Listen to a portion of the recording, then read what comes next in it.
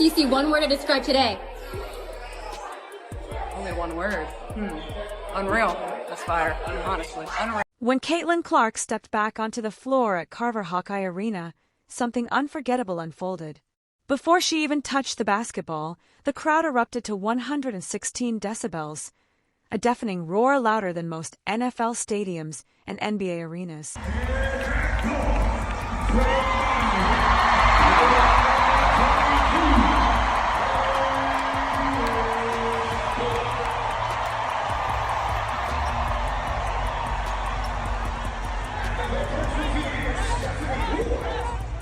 This wasn't just noise.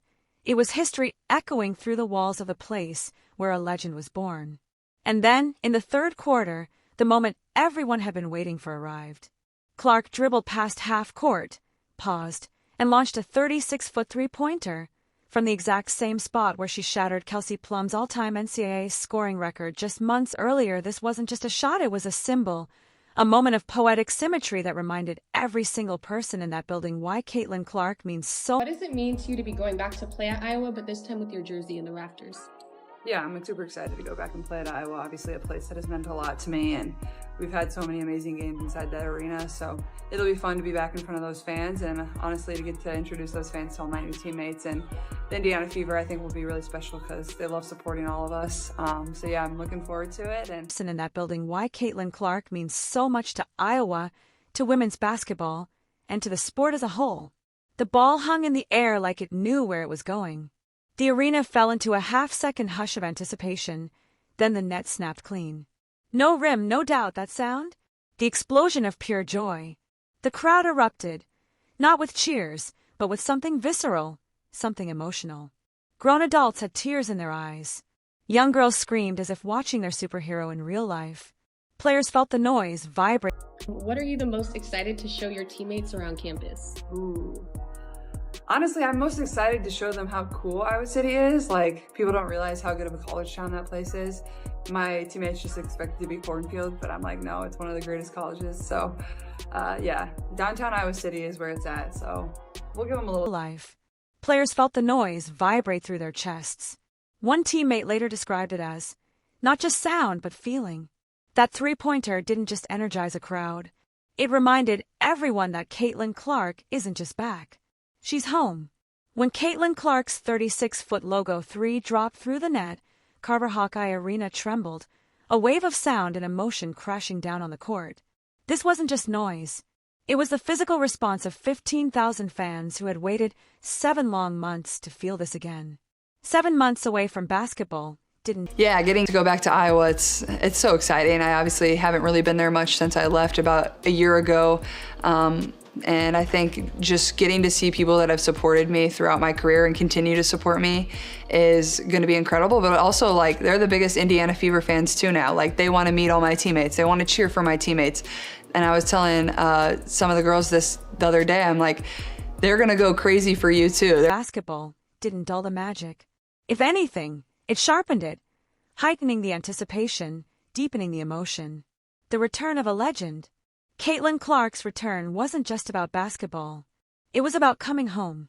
This preseason game, on paper, meant nothing. It wouldn't count toward standings. There were no playoff implications. But to the people of Iowa, it meant everything. Fans lined up hours before tip-off. Not to beat traffic. Not to get good seats. They already had those. They just wanted to be there. To soak it all in. To see the warm-ups. To hear the squeak of her shoes on that familiar hardwood. To breathe the same air as the player who made them fall in love with the game. The line wrapped around the arena, snaking down the sidewalks and into parking lots. People brought lawn chairs, thermoses, posters, jerseys. Entire families showed up wearing number 22. Some had driven across state lines. Others took time off work. One girl held a sign that read, "I skipped prom to see Caitlin." This wasn't a crowd. It was a pilgrimage, because Carver Hawkeye Arena have signs about you. They want your autograph. They want a high five from you. And I think that's what I appreciate about them the most is like they want to cheer not only for myself, but everybody else on this team. And they have so much fun watching us. So now getting to take the Indiana Fever to them and their environment, I was telling Lexi and some of the other girls this other day is like, this will be the loudest arena you have ever played in. They're going to scream. They're going to cheer. When I tell them to get up, they're going to get up. So it'll be fun to get to go back there since my last time playing there in the NCAA tournament my senior year, so it should be really. Because Carver Hawkeye Arena wasn't just a venue that night. It was a cathedral. And Caitlin Clark was its returning hero. Inside, the energy was electric hours before tip. The concourses buzzed with conversations not about the opposing team, but about her. The girl from West Des Moines who changed everything. The one who made women's college basketball must-watch TV. The one who gave Iowa national relevance and made logo threes normal. And now she was back. Inside, over 15,000 fans packed every seat in Carver Hawkeye Arena. The place was standing room only, buzzing with anticipation hours before tip-off. Some had paid upwards of $670 just to be in the building. For a preseason exhibition that didn't count toward the standings, that's not just fandom, that's devotion. These weren't just spectators. They were part of Clark's story, witnesses to her rise, her records, her unforgettable senior season. And now, they were there for the next chapter. From toddlers in oversized number 22 jerseys to grandparents who had watched her since high school, this crowd came to say thank you and to see her magic one more time. I said 30 seconds. I'm like, I can make a 2 for 1 work. You knew that was coming. Yeah. Did it get loud in here? Did you get scored? Yeah. No. No one really cares. You gotta be better. And to see her magic one more time, what it meant to Clark. For Caitlin Clark, it wasn't just another game on the schedule. This was personal. It's almost overwhelming, she admitted, eyes reflecting both gratitude and disbelief. I'm just so thankful to be back where it all started. To share this with my teammates, my fans, and my family, it's something I'll never forget. You could feel it in the way she looked around during warm-ups, taking in every detail like she was trying to freeze the moment in time. The same arena where she broke records, battled legends, and captivated a nation now held her name in the rafters and welcomed her back as a professional. Clark wasn't just playing in front of fans. She was playing in front of her people. Her old coaches, her childhood friends, her family, including grandparents who rarely get to travel but made sure they were in the stands. Even her current Fever teammates were visibly moved by the outpouring of love, not just for Caitlin, but for the entire team. And that mattered to her. I've been telling my teammates all week, they're not just coming for me. They're going to love you, too. And you're going to feel it. This return wasn't just about nostalgia. It was about connection, between Clark and her roots, between fans and the future of the Indiana Fever. Even during warm-ups, you could see it in her eyes. Caitlin Clark wasn't just going through the motions. She was taking it all in, the chants, the cheers, the faces she hadn't seen in nearly a year. Every glance toward the stands, every small smile, every pause in her. I don't know, something about this gym like just makes me play well, and these shoes, like it just, I don't know. So there's something about it, but I just, a lot of gratitude and just thankful I can share it with my family too. A lot of them were here, my grandparents were here, and they don't get to come to many either. And these are the moments that like you never take for granted, and you kind of just want to stay in for. Small smile, every pause in her pregame routine said the same thing. This wasn't just a familiar gym. This was home. Game time, a perfect storyline. From the second the ball was tipped, Carver Hawkeye Arena was alive.